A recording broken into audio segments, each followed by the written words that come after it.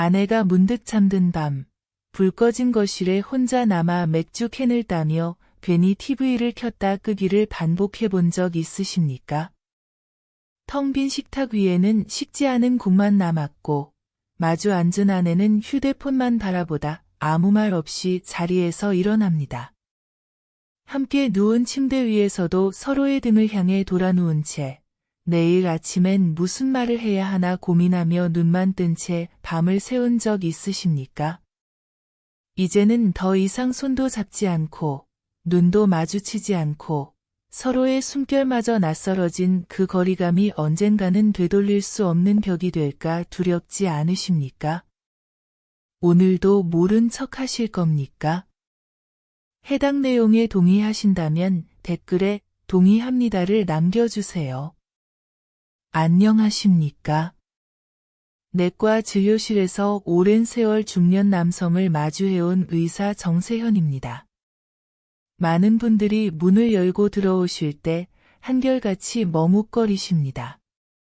혈압 때문에 오셨다고 하면서 사실은 입 밖에 꺼내기 어려운 이야기를 조심스레 꺼내십니다. 바로 부부관계, 그 중에서도 사정이 너무 빨리 끝나버려서 아내와 눈을 마주치기조차 민망해졌다는 이야기입니다. 혹시 지금 이 영상을 보시는 분들도 마음 한구석이 찔리십니까? 나이가 들어가니까 어쩔 수 없다고 그냥 그러려니 하고 계십니까? 하지만 이 문제는 절대로 나이만의 문제가 아닙니다. 오늘 저는 이 부분을 꼭 짚어드리고자 합니다. 사정이 예전보다 너무 빨라지고 마음대로 조절이 안 되기 시작하면 많은 분들이 속으로 이런 생각을 하십니다. 나이 들어서 원래 그렇지 뭐. 힘이 떨어져서 그런 거지. 하지만 막상 잠자리에 들면 머릿속은 복잡합니다. 혹시 나만 이러는 건 아닐까? 아내가 혹시 실망하진 않을까? 누구에게도 물어보지 못하고 그저 혼자서만 고민하다가 병원에 오셔서도 결국엔 선생님, 그냥 약만 주세요 하고 돌아가십니다. 그런데 저는 진료실에서 수백 명의 이야기를 들으며 분명히 말씀드립니다. 이 문제는 단순히 몸이 늙어서 생기는 게 아닙니다. 머릿속의 긴장, 신경의 민감함, 음경으로 가는 혈관의 노화, 남성 호르몬의 점진적 감소, 그리고 무엇보다 매일의 생활 습관이 복잡하게 얽혀서 만들어집니다. 그래서 약 하나만으로는 절대 해결되지 않습니다. 이쯤 되면 마음속으로 궁금해지실 겁니다. 도대체 내 몸에서 뭐가 문제일까? 그럼 뭘 바꿔야 할까? 바로 7가지 방법을 소개해드리도록 하겠습니다. 영상 끝까지 시청해주시면 오늘부터 고민 끝입니다. 먼저 첫째로, 조루의 가장 큰 원인은 바로 뇌의 긴장입니다.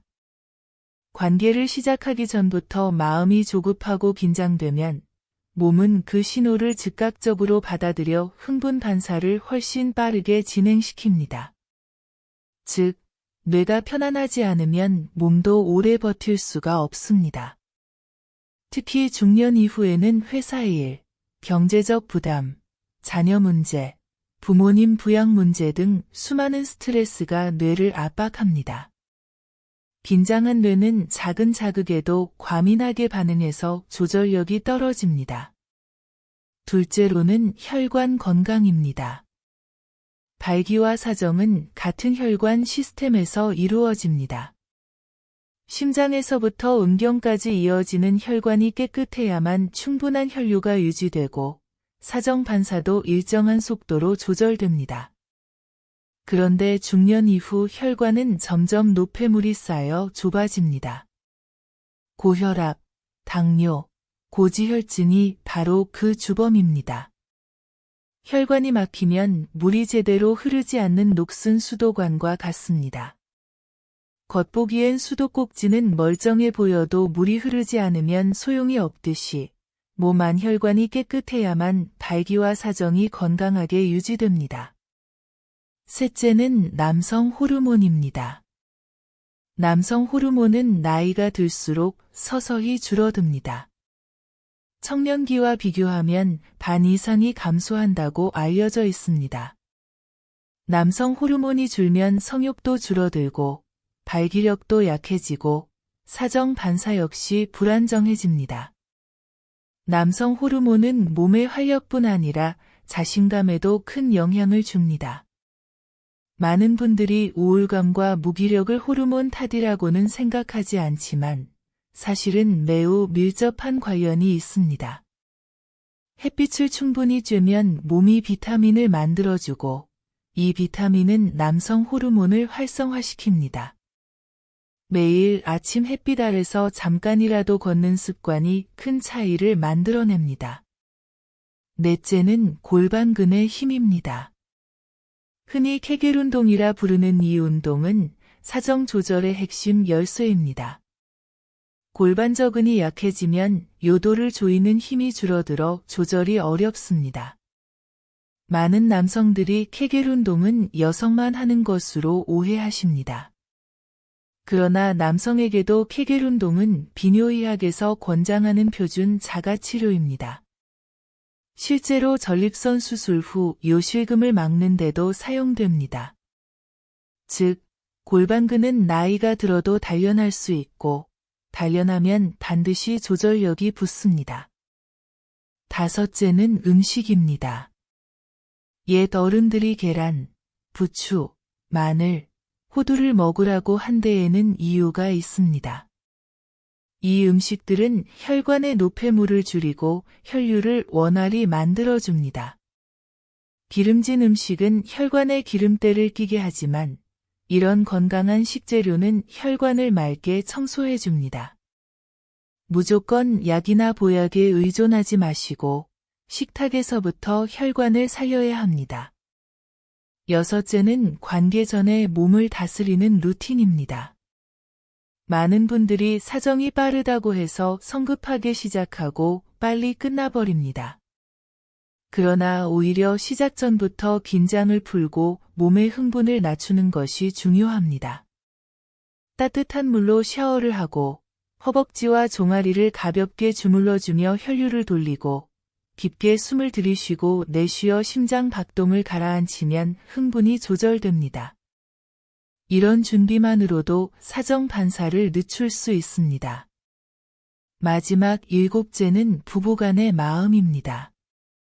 관계는 단지 육체적 행위가 아니라 마음의 교감입니다.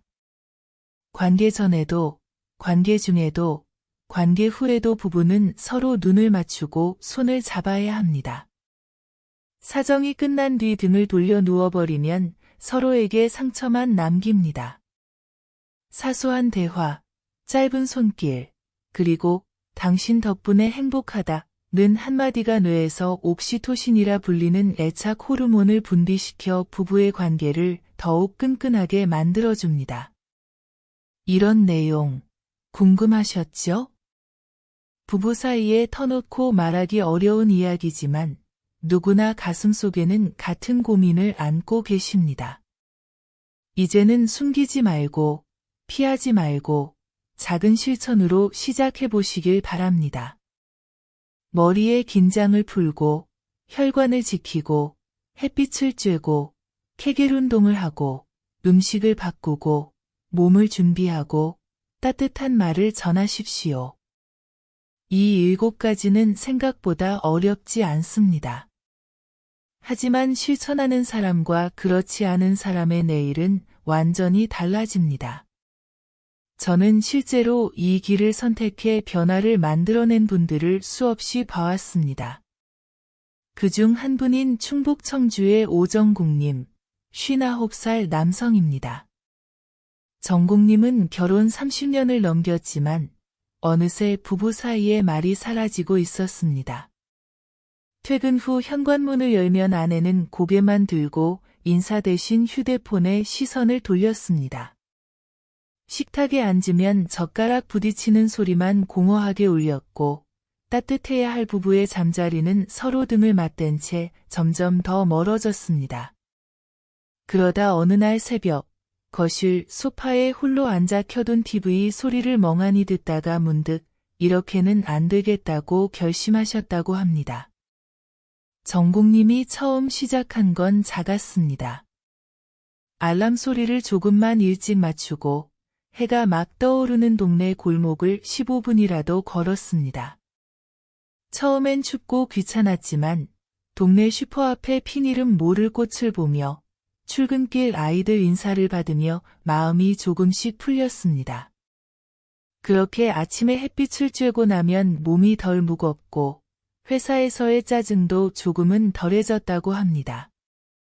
퇴근 후엔 집에 들어서자마자 스마트폰을 거실 테이블 위에 내려두었습니다.